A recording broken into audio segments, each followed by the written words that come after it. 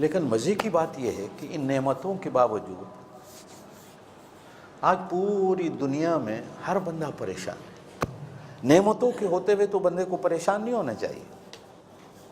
جس کے گھر میں روٹی ہے وہ کیوں پریشان ہے؟ جو صحت مند تنو مند ہے وہ کیوں پریشان ہے؟ جس کی جیب میں ڈالر ہے، پیسہ ہے، وہ کیوں پریشان ہے؟ اولاد ہے وہ پھر بھی پریشان ہے۔ ہر چیز اللہ نے مہیا کر رکھی پھر بھی پریشان۔ گھر میں جاؤ تو گھر میں فساد ہے، دکان پہ جاؤ تو دکان میں فساد ہے، بازار میں جاؤ تو بازار میں فساد، حتیٰ کہ مسجدوں میں چلے جاؤ تو مسجدوں میں بھی فساد ملتا۔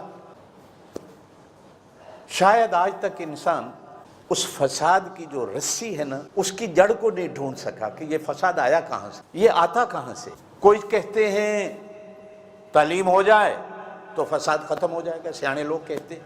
جن ملکوں میں 100% تعلیم ہے، کیا ان ملکوں میں فساد نہیں ہے؟ جس گھر میں سارے پڑھے ہوئے ہیں اس گھر میں زیادہ فساد ہوتا ہے۔ بلکہ میرا تجربہ تو یہ ہے، آپ حقیقت مان لے، جہاں 4 مولوی ہوں گے وہاں لڑائی ہوگی، پڑھے لکھے عالم ہوں گے فساد ہوگا۔ 10 وکیل ایک جگہ پہ کھڑے ہو جائیں تو فساد ہو جائے، 10 ڈاکٹر ایک جگہ پہ جمع ہو جائیں تو فساد ہو جاتا ہے۔ آج تک کسی کے ہاتھ میں وہ سرا نہیں آ رہا کہ فساد کی جڑ کیا ہے۔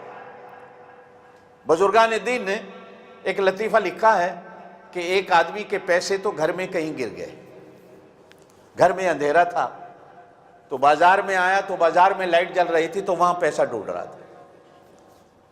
کچھ لوگ آئے، بھائی کیا ڈھونڈ رہے ہو؟ کہا جی میرے پیسے گر گئے۔ وہ بھی ڈھونڈنے لگ گئے، ڈھونڈتے ڈھونڈتے رات گزر گئی تو صبح دوستوں نے کہا یار یہ تو بتا کہ پیسے گرے بھی ہیں۔ کہا گرے ہیں یار۔ اچھا، انہوں نے کہا چل کے دکھا گرے کہاں تھے؟ کہنے لگے یار گرے تو میرے گھر میں ہیں۔ تو دوستوں نے کہا تم یہاں کیوں ڈھونڈ رہے ہو؟ کہا گھر میں اندھیرا تھا، یہاں چونکہ لائٹ تھی اس لیے میں نے کہا لائٹ میں ڈھونڈ لو۔ ہماری حالت سب کی وہی ہوئی ہے کہ گری ہماری دولت کہاں ہے؟ جو دل کی تھی، جو آنکھ کی تھی، جو دماغ کی تھی، جو نفس کی تھی، ہم ڈھونڈنے کہاں لگے ہوئے ہیں؟ کچھ لوگ کہتے ہیں کہ اقتصادی طور پر اگر دنیا اچھی ہو جائے، ہر کسی کے پاس پیسہ ہو جائے تو دنیا میں امن ہو جائے۔ میری اس بات کو آپ مانیں گے، جس گھر میں پیسے زیادہ ہو جاتے ہیں اس گھر میں لڑائی زیادہ ہو جاتی ہے۔ اس لیے کہ آج ہر کسی نے اپنا ماں باپ کیسے پیسے کو مانا مانا۔ جس دن سے ہمارے گھروں میں پیسہ آیا ہے، بھائی بھائی کا دشمن ہو گیا۔ جب پیسہ نہیں تھا پیار بھی تھی، محبت بھی۔ معلوم ہوتا ہے کہ اس کا حل پیسہ بھی نہیں،